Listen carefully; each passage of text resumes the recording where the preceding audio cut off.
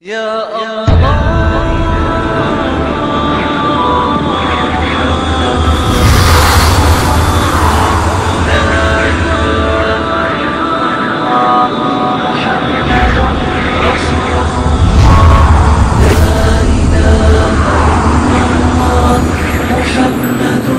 رسول الله لا إله إلا الله محمد رسول الله.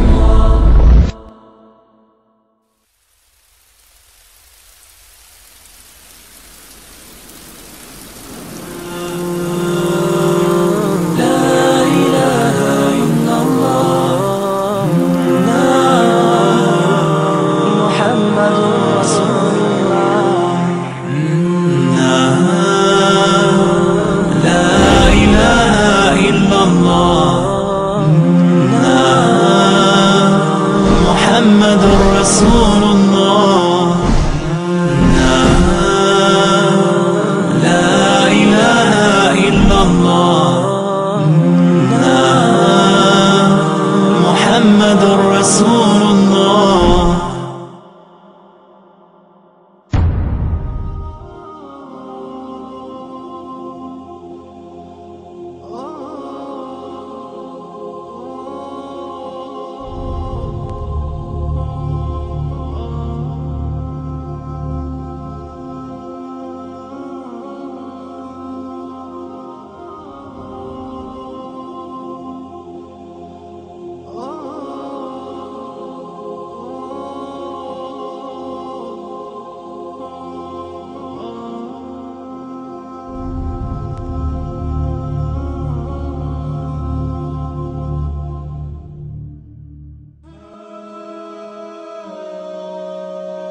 Salam alaikum à tous. Maintenant que la série commence à être beaucoup propagée et que celle-ci a de plus en plus de vues, il est intéressant, voire drôle, de regarder certains commentaires des athées qui refusent encore l'évidence, et qui se cherchent des excuses sans aucun vrai fondement. Les questions ou critiques qu'ils expriment sont souvent pour la plupart dites sans aucune vraie réflexion. Mais nous savons que certains musulmans qui ont peu de science peuvent parfois douter à cause de ce genre de comportement. Comprenez bien que pour certaines personnes, lorsqu'ils se mettent en tête de ne pas vouloir croire, vous pouvez leur mettre l'évidence sous les yeux, mais malgré cela, ils continueront dans leurs mensonges et dans leurs répulsions. Coran chapitre 2 versets 6 et 7. Certes, les infidèles ne croient pas, cela leur est égal que tu les avertisses ou non, ils ne croiront jamais. Allah a scellé leur cœur et leurs oreilles, et un voile épais leur couvre la vue. Et pour eux, il y aura un grand châtiment. Donc nous demandons aux musulmans de ne pas faire attention aux commentaires ou critiques qui ne servent à rien, et de surtout rester bien toujours courtois. Nous sommes musulmans et nous devons toujours montrer le bon exemple. À présent, chers frères, chères sœurs et chers amis athées, ouvrez bien votre cœur et réfléchissez sérieusement à ce qui va suivre. Nous espérons que suite à cela, certains seront plus sérieux dans leurs avis et dans leurs commentaires. Donc, avez-vous tous bien suivi la saison 1 de La Voie éternelle? Certaines personnes ont trouvé à dire qu'il était quand même possible que le monde soit arrivé par hasard et qu'il n'y ait pas d'intelligence impliquée dans la création de l'univers. Bien que nous sommes sûrs que le plus simple des objets ne puisse arriver par chance. Mais ils disent que sur des milliers d'années, l'être humain, les animaux ont pu se développer d'eux-mêmes. Seulement, si vous avez bien suivi l'épisode 4 de la saison 1, vous sauriez que cela est absolument impossible. Imaginez-vous par exemple qu'un extraterrestre viendrait sur Terre et voyait cette statue.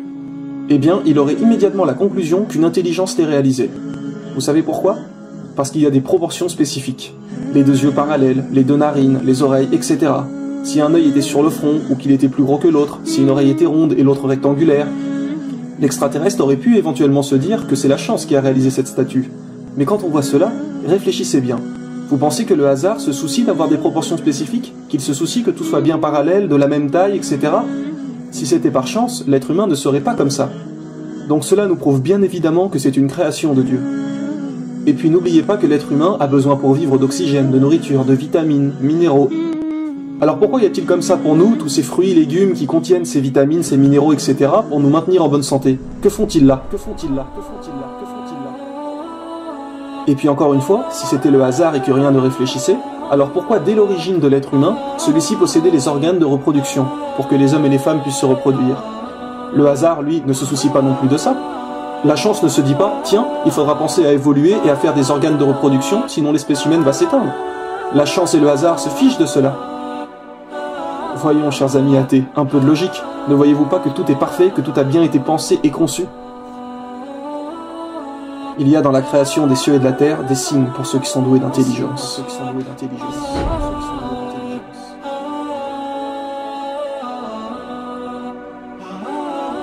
On rappelle également, pour nos frères juifs et chrétiens, rappelez-vous que Moïse et Jésus, que la paix soit sur eux, ont bien annoncé la venue du prophète Mohammed sallallahu alayhi wa sallam. Et je vais donc répondre rapidement à une question qui revient très fréquemment. Lorsque Jésus dit dans l'évangile selon saint Jean chapitre 16 versets 12 à 14, « J'ai encore beaucoup de choses à vous dire, mais vous n'êtes pas prêts à les porter maintenant. Quand le consolateur sera venu, l'esprit de vérité, il vous guidera dans toute la vérité. » Nous, musulmans, savons très bien qu'il s'agit là du prophète Mohammed, mais les chrétiens disent qu'il s'agit du Saint-Esprit. Seulement, si vous revenez quelques versets plus tôt, toujours dans le chapitre 16, mais au verset 7, Jésus dit « Cependant, je vous dis la vérité, il est avantageux que je m'en aille, car si je ne m'en vais pas, le consolateur ne viendra pas vers vous. » Donc la condition pour que le consolateur vienne est que Jésus parte. Ce qui veut dire qu'au moment où Jésus parlait, le consolateur n'était pas là, puisqu'il disait qu'il ne viendrait pas du moment que Jésus serait présent. Or, le soi-disant Saint-Esprit était déjà là quand Jésus était en vie. Il est dit dans la Bible que le Saint-Esprit était là lors de la vie de Jésus, à sa naissance, etc. Le Saint-Esprit a toujours été là, donc cela ne peut plus correspondre au Saint-Esprit. De plus, Jésus dit que cette personne a encore beaucoup de choses à vous dire. Mais dites-moi, quelle nouvelle loi ou texte sacré a apporté le Saint-Esprit après Jésus? Alors que qui a apporté suite à Jésus un livre saint? Le prophète Mohammed, que la paix et les bénédictions d'Allah soient sur lui. Mes frères chrétiens, suivez les recommandations de Jésus. Il vous a annoncé la venue d'un prophète après lui, suivez Mohammed. Vous savez que dans chaque pays, la langue est différente. Par exemple, en Angleterre, nous parlons l'anglais. En France, le français, etc. Mais à l'époque de Jésus, croyez-vous que celui-ci parlait le français? Non, il parlait l'araméen et l'hébreu. Donc quand nous lisons la Bible aujourd'hui, ce n'est qu'une traduction, ce n'est pas les vraies paroles de Jésus. Moïse parlait également l'hébreu. Et si vous lisez les textes dans la langue originale, eh bien le nom du prophète Mohammed est mentionné. Ancien Testament, dans le Cantique des Cantiques, chapitre 5, verset 16, il est dit « Igo mamitakim wikuli Muhammadim ». Muhammadim, Mohammed est son nom, et im est un pluriel de respect. À l'époque, nous rajoutions im aux personnes importantes. Donc par nom, il est mentionné. Seulement dans les versions traduites de nos jours dans nos langues, ils ont traduit le prénom pour que les gens ne comprennent pas que le prophète était inscrit. Mohammed en hébreu, si on le traduit aujourd'hui en français, cela veut dire le bien-aimé. Donc quand on lit ce passage, on ne lit pas Mohammed, mais le bien-aimé. Donc par exemple, le prénom Daniel en hébreu veut dire juge. Donc si quelqu'un avait annoncé la venue d'un soi-disant Daniel, il aurait traduit par un juge. Et donc cela aurait été difficile de savoir et de comprendre. Mais en réalité, ils n'ont pas droit de traduire les noms propres comme cela, pour que les gens confondent. En vérité, dans les paroles originales des prophètes, Mohammed est bien mentionné. Et devinez quoi? Qu'est-il dit dans le Coran? Chapitre 7, verset 157, Allah nous dit « Ceux qui suivent le messager, le prophète qu'ils trouvent mentionné chez eux dans la Torah et l'Évangile, il leur ordonne le convenable, leur défend le blâmable, leur rend licite les bonnes choses, leur interdit les mauvaises, ceux qui croiront en lui, le soutiendront, lui porteront secours et suivront la lumière descendue avec lui, ceux-là seront les gagnants. » Mes frères et sœurs, Jésus a bien dit « Il vous guidera dans toute la vérité ». Mohammed ne nous a-t-il pas laissé en détail le mode de vie parfait à suivre, c'est-à-dire sa sunna, son exemple de vie? Mohammed n'a-t-il pas dit « Je vous laisse derrière moi deux choses, le Coran et mon exemple, la sunna. Si vous les suivez, vous ne vous égarez jamais. »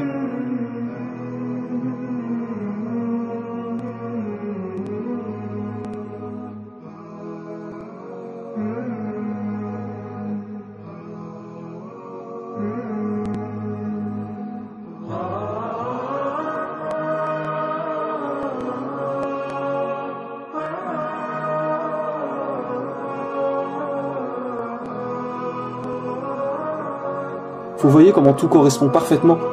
Il est peut-être grand temps de cesser de renier l'évidence, cesser de tenter de contredire la vérité.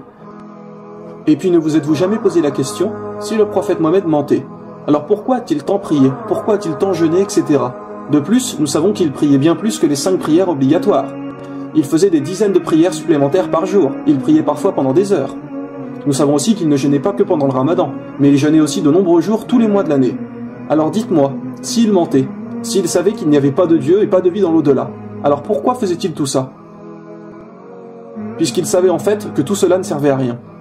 Pourquoi, lorsque les chefs de son pays lui ont proposé tout l'argent qu'il voulait, toutes les femmes qu'il aurait désirées, le pouvoir, etc., il a refusé? Puisque soi-disant il mentait et il savait qu'il n'y avait pas de Dieu. Voyons, il faut être un minimum honnête, Mohammed était bien un prophète. Alors maintenant, libre à vous de vouloir rester têtu comme cela et de ne pas vouloir croire. Mais vous avez bien la preuve et la véracité de l'islam.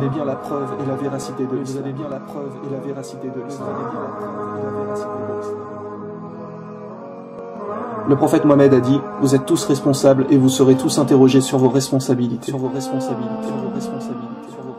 Cessez de vous préoccuper de votre aspect extérieur et de délaisser votre intérieur. Laissez un peu votre fierté et votre ego de côté pour ouvrir vos yeux à la réalité. Car comme il est dit dans la saison 1, ne croyez-vous vraiment pas en Dieu ou alors ne voulez-vous pas croire? Réfléchissez bien. Notre esprit est toujours trop tenté par cette vie d'ici-bas. Et si nous passions autant de temps à s'occuper à faire le bien plutôt que de s'occuper à paraître bien?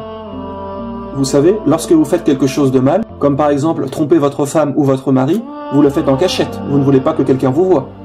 Mais avez-vous oublié qu'Allah vous voit, lui? Vous ne pouvez pas vous cacher ou quoi que ce soit. Il sait ce que vous cachez ainsi que ce que vous divulguez. Et Allah connaît bien le contenu des poitrines. Savez-vous qu'Omar, un des compagnons du prophète, s'est mis à pleurer lorsqu'ils ont eu la victoire face aux Perses? Ils ont reçu tous les trésors du roi perse, et avant cela, la communauté arabe était pauvre. Et les proches d'Omar lui ont demandé « Pourquoi pleures-tu? C'est un jour de joie, nous avons gagné la bataille. » Et il a répondu « Je crains que tous ces biens, ces trésors que nous avons acquis, ne soient qu'une tentation. Et maintenant que les musulmans possèdent cela, qu'ils s'attachent donc à cette vie d'ici-bas et oublient l'au-delà. » Omar disait « La suffisance est meilleure que l'abondance qui mène à la distraction. » Donc, ne soyez pas trop tentés par cette vie. N'insultez personne, comportez-vous toujours du mieux possible, montrez l'exemple. Nous sommes la communauté de Mohammed, sallallahu alayhi wa sallam. Et rappelez-vous bien que vos péchés seront exposés au jour du jugement. Soyez bons, cachez les péchés de vos frères, ne dites que le bien. À chaque épreuve difficile qui vous atteint, dites-vous, si Allah m'a donné cette épreuve, c'est que je peux la surmonter. Rappelez-vous également tous les miracles du Coran qui sont mentionnés dans l'épisode 2 de la saison 1. Ces révélations que personne ne pouvait savoir à l'époque du prophète Mohammed. Comme nous savons aujourd'hui que l'univers est en expansion continuelle et qu'il ne cesse de grandir. Et il est dit dans le Coran, chapitre 51, verset 47, « L'univers, le ciel, nous l'avons construit par notre puissance et nous l'étendons constamment dans l'immensité. » Lorsque Dieu nous parle également du rôle des montagnes, nous savons grâce aux récentes découvertes qu'elles sont ancrées comme des piquets et qu'elles servent à la stabilisation de l'écorce terrestre. Et il est dit, chapitre 78, versets 6 et 7, « N'avons-nous pas fait de la terre une couche et placé les montagnes comme des piquets ?» Ou bien chapitre 21, verset 31, « De craindre que la terre ne vous inflige ses tremblements, nous y avons ancré les montagnes. » À l'époque, personne ne pouvait savoir cela. Les barrières de l'eau. Allah nous dit, il a donné libre cours aux deux mers pour se rencontrer, il y a entre elles une barrière qu'elles ne dépassent pas. Lequel donc des bienfaits de votre Seigneur nierez-vous? Le fait que les fourmis parlent, personne ne pouvait également savoir cela. Le Big Bang, nous savons aujourd'hui qu'à la base, il n'y avait qu'une nébuleuse primaire en masse réunifiée. Et il est marqué chapitre 21 verset 30, « Ceux qui ne croient pas, ne savent-ils pas que les cieux et la terre ne formaient à l'origine qu'une masse compacte? Ne croiront-ils donc pas? Rappelez-vous aussi que le mot terre apparaît 13 fois dans le Coran, et le mot mer apparaît 32 fois. En additionnant 13 plus 32, cela donne 45. En pourcentage, 32 fois le mot mer sur 45 donne 71%. Et c'est exactement le pourcentage que la mer recouvre sur la surface de la planète. Et 13 sur 45 donne 29%. Et c'est également le pourcentage que représente la Terre sur la surface de la planète. Qui pouvait savoir il y a 1400 ans que la mer représente 71% d'eau sur la surface de la Terre et que la Terre représente 29%?